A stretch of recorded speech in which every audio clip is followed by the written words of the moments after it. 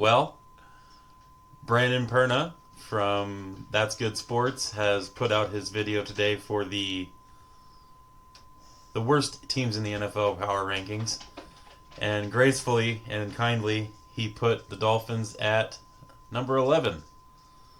A few weeks ago for the powerless rankings, he had us at number 2 as the number 2 worst team in the NFL.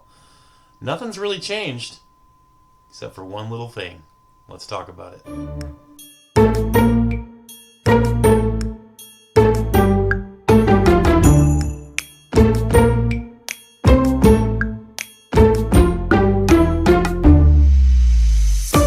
What up, Dolphins fans? Welcome to the channel. Thanks for taking some time out of your day to check it out. And I always appreciate the views. And throughout the process of watching the video, if you want to throw a like or a subscription, please do that. It helps me out a bunch in getting this channel going. Let's just start talking about this game starting out here. Sunday morning. It's the 1 o'clock game, so 9 o'clock on the West Coast, 1 o'clock in the East. The Arizona Cardinals are traveling down to Miami to play the Dolphins. And like I said in the little intro there, Brandon Perna from That's Good Sports does this, the worst teams in the NFL power rankings, and he calls them the powerless rankings. And Brandon Perna is hilarious. If none of you guys have seen his stuff, go check him out. Shout out Brandon Perna. Now, 3 weeks ago, he put out the first powerless rankings for the season, and he had the Miami Dolphins ranked, I think, number 2 or 3, possibly, as the second or third worst team in the NFL.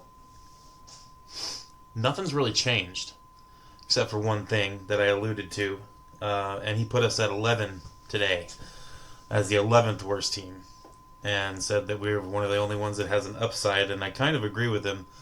The only thing that's changed is Tua's back, really. I mean, that's the only real thing.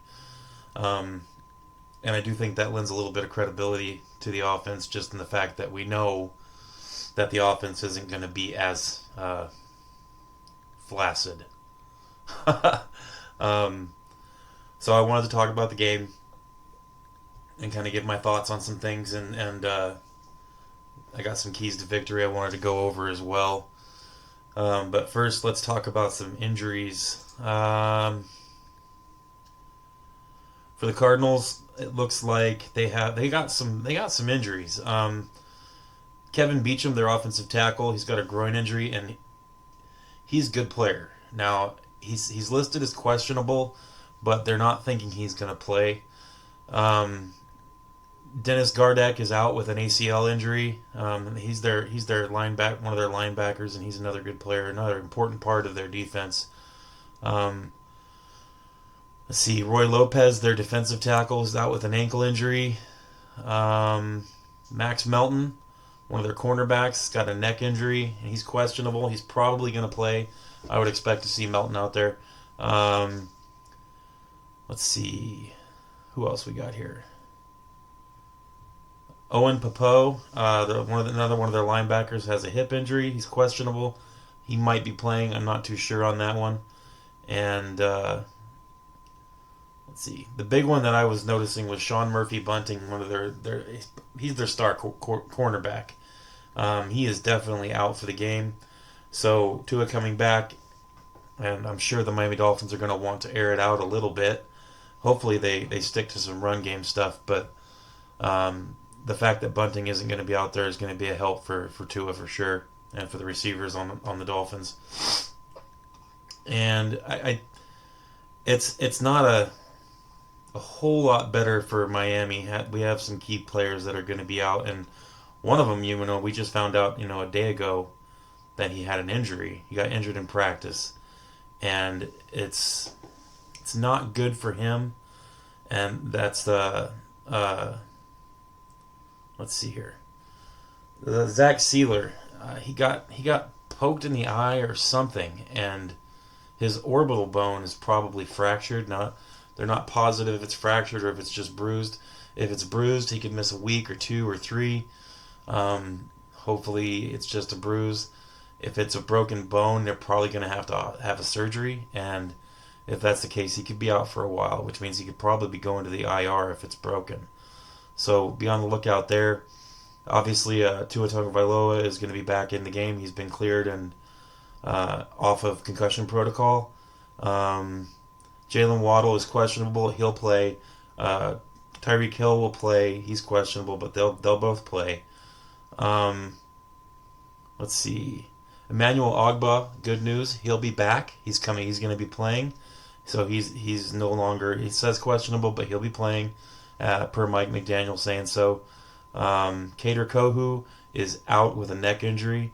So that's gonna hurt with our slot our nickel back for covering those slot receivers and that flat area.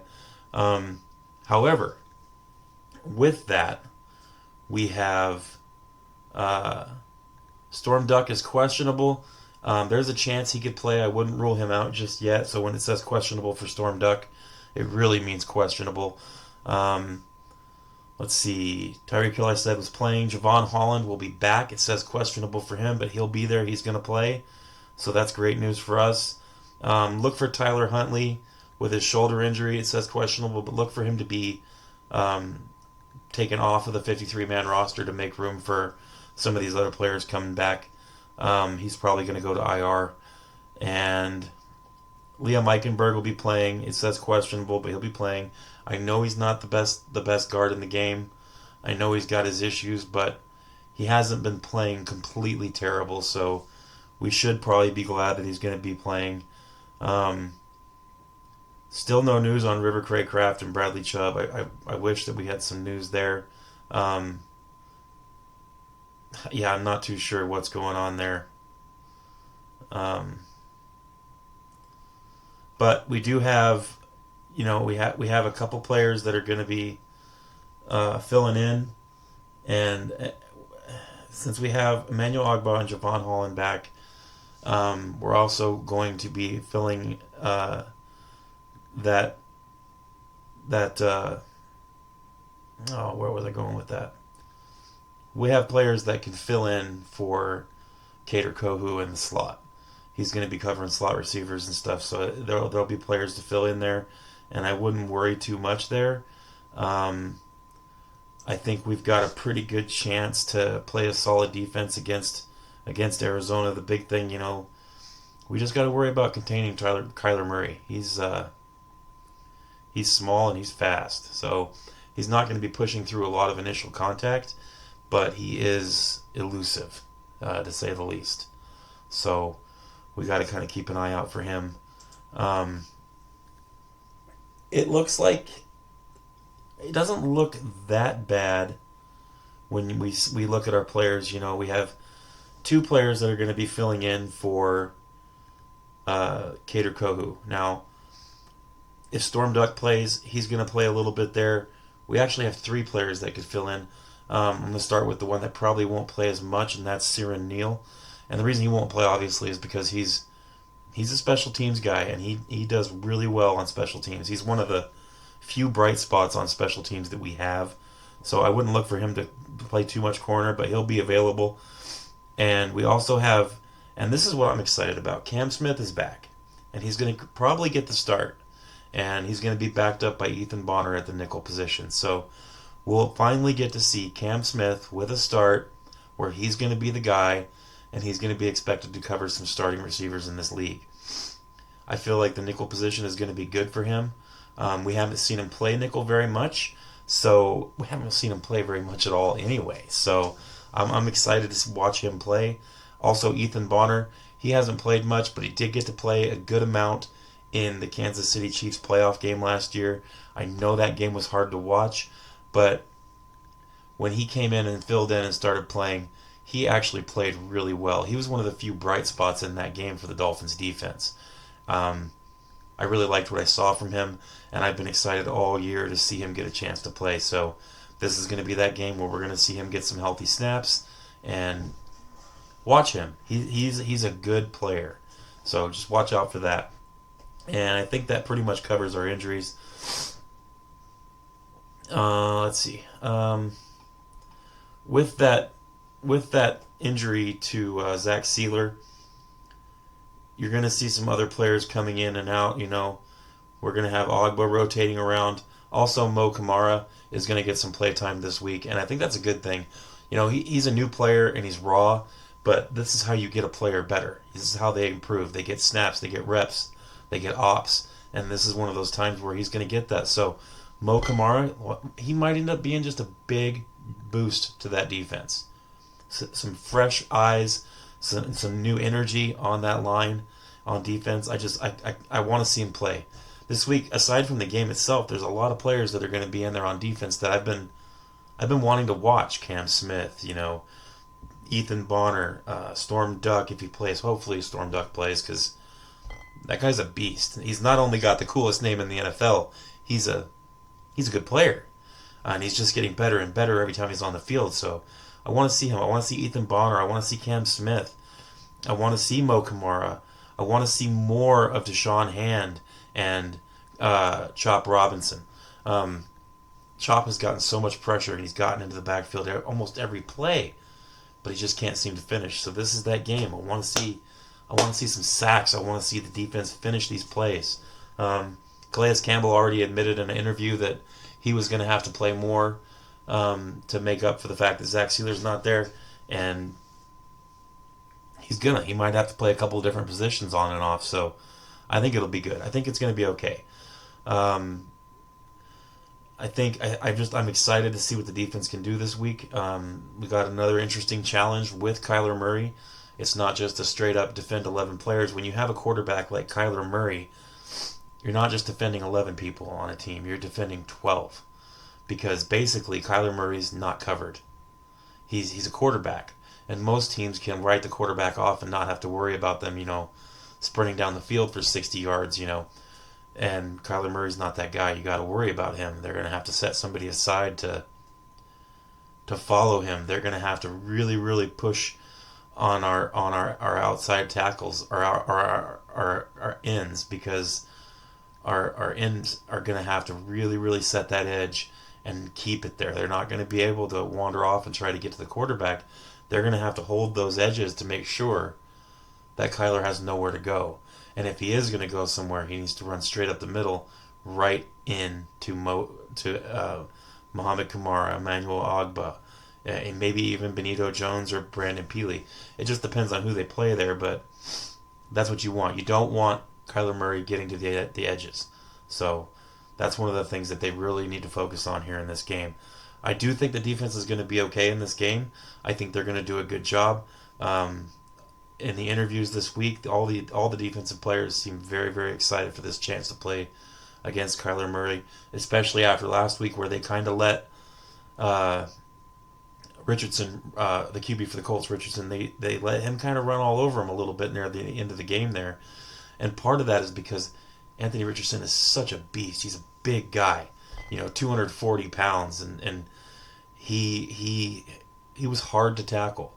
The Dolphins always got to him and put pressure on him and got a hand around his waist or on his neck or something, but he always seemed to bust loose. So I think that they're chomping at the bit a little bit to make up for that this week, and I can't wait to see it. Hopefully they get 4 or 5 sacks, at least. I want to see something good from the defense this week. I think we're going to see it. I think this is going to be that game. As far as our offense goes, as far back to the defense just for a second, we're playing a bad offense. They're not good.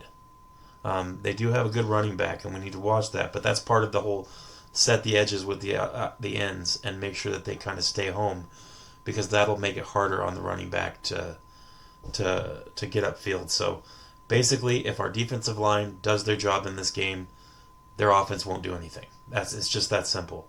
So moving on to our offense, Tua is back, and that's a great thing.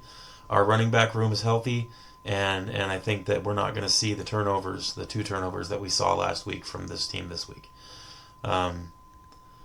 It's a different kind of setup. So Raheem Mostert and Alec Ingold with their fumbles, those hurt so bad last week, and that's not going to happen again, especially 2 weeks in a row. There's just no way. Raheem Mostert doesn't really fumble the ball, and neither does Alec Ingold. He doesn't even hardly get many handoffs. So I wouldn't worry too much about that happening again. Like I said, Tyreek Hill and Jalen Waddle will be playing. Odell Beckham is healthy and happy, which is a good thing, especially for him. Jonnu Smith, we used him last week, and it was good. Jonnu Smith had a great game. I think he had 80 something yards, and he blocked well. He played well. Not just the plays where he touched the ball. He did great.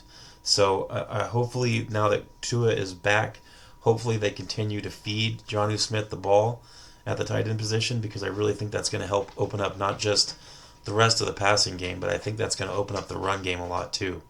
You run play action, and you have Jonnu Smith running across the flat or right above the top of the lineman. That's a good dump off, and it's a guaranteed positive yardage play. So it's a whole lot better option to dump it to Jonnu right over the offensive line, as opposed to passing to the flat behind the line of scrimmage. And hopefully they continue with that, making that the dump off play as opposed to flat passes or behind the line of scrimmage passes in a dump off situation. I feel like that's a lot better idea. Also, that'll open up the screen game massively. You take, Odell Beckham, take him dropping back 3 yards to catch a ball on a screen, and have Jonnu running across the top of the offensive line. That's a great play. It works in high school, college, the professional level, and I hope that we see things like that in this game. It is more of a traditional style of passing offense if they do things like that, but I think that that's what they need to do in this game. Tua, like I said, I was talking to some people about the over and under for Tua at 280 yards, and I really, really, really think that the over on 280 yards is the way to go this week. We're playing a bad defense, number one. Keep that in mind. And I'm not saying that just because we're playing a bad defense that Tua's going to throw for 500 yards and 6 touchdowns, but Tua has been out for 4 weeks. However, he's been practicing the whole time. He's been working the whole time. I don't think that there's going to be much of a drop-off in his potential and ability to play the quarterback position and to run the offense, as some people would think after missing 5 weeks, because there's the bye. So I would take the over on 280 yards for Tua. I really think that he's going to be right around 300 plus, and I'm thinking a couple touchdowns. This is a game where I don't think that the offensive struggle is going to be as intense. There might be some struggle here and there, but I really feel like this is the game where the offense can put up 30 plus. There's no reason why it shouldn't happen. And one of the things that need to happen is if they run the ball, that'll make the offense for passing, that'll make our passing game so much better. I'm not saying run the ball 40 times. I think that that's a little unrealistic, being that our quarterback is back in the game. So you look for a little more passing to happen, but I really think that if we need to run the ball. So after basically talking about some of that stuff, the main thing that I need to cover at the end here is the keys to victory. Now I have 3 keys for the defense and 3 keys for the offense. So let's talk about the defense first, and then we'll get into the offense. So for defense, 3 keys to victory for the defense. The first one, create turnovers. Interceptions, fumbles, sack fumbles, forced something. We need to create turnovers on defense. And that happens from pressure, from making Kyler Murray throw a bad ball or rush a pass and throw it a little bit early to the point where maybe one of our cornerbacks can get on, or throw it a little bit late, make him avoid a sack and then try to throw the ball late to the same receiver that he was eyeballing beforehand. This needs to happen in this game. There needs to be turnovers. If we can do that, that'll help greatly. The other thing I was thinking about, I've said it before already, contain Kyler Murray. Contain Kyler Murray. He's got to be contained. We cannot let him get outside the tackle or outside of the ends. If he gets out into the flats with the ball, it's going to be really hard to stop him. We cannot let Kyler Murray get out into space. Bootlegs, designed runs, don't let him get on the outside of our line. Don't let it happen. And the other thing for the defense, stop the run. And that's half of Kyler Murray. Kyler Murray and their running back, we need to stop the run. Don't let them run all over us. Let them run it 25, 35, 45 times. I don't care. But we need to stop them. We need to hold them to a sub 3 yards per carry. Let's say 3 yards. Hold them under 3 yards per carry, and we will win this game. It's that simple. For offense, the 3 keys for the offense is, number 1, if you're going to stop the run on defense, you need to run the ball on offense. Now, I think that with the passing offense, we're going to have Tua back. They're going to be passing a little bit. It's unrealistic to expect 40 carries for our offense for rushing the ball.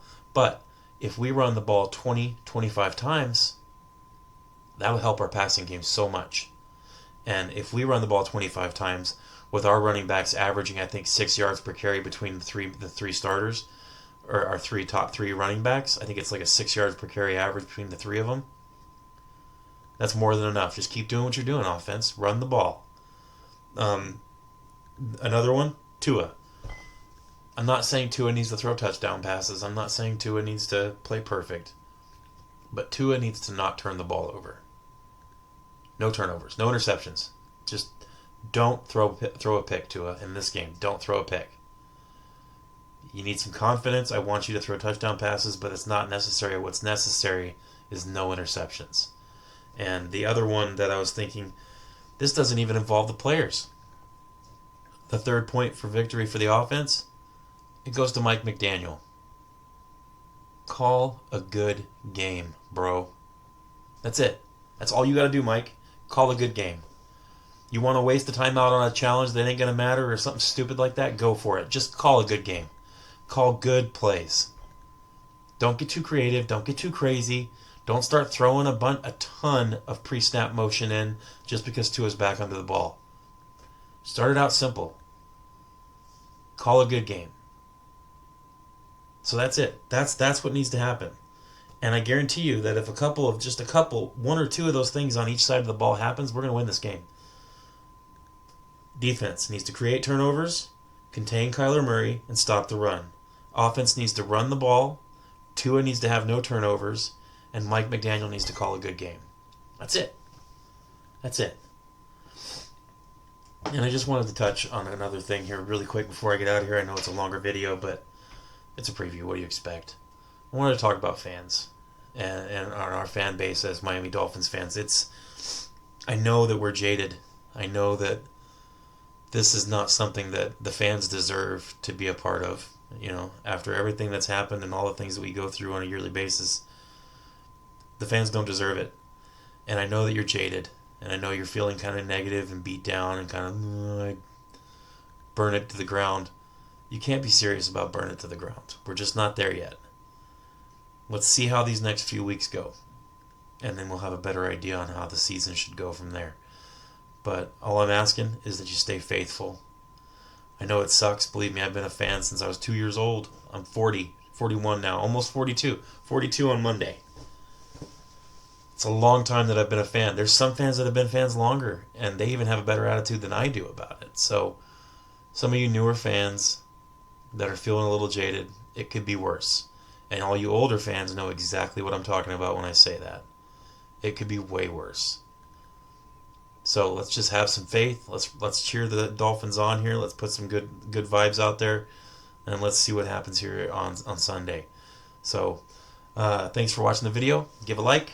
Comment if you want. If you disagree, comment. Please tell me why you disagree. Why you think I'm a big dumb, as Dudley Do Wrong says. Let me know. And thanks for watching. And go Fins. Let's do this.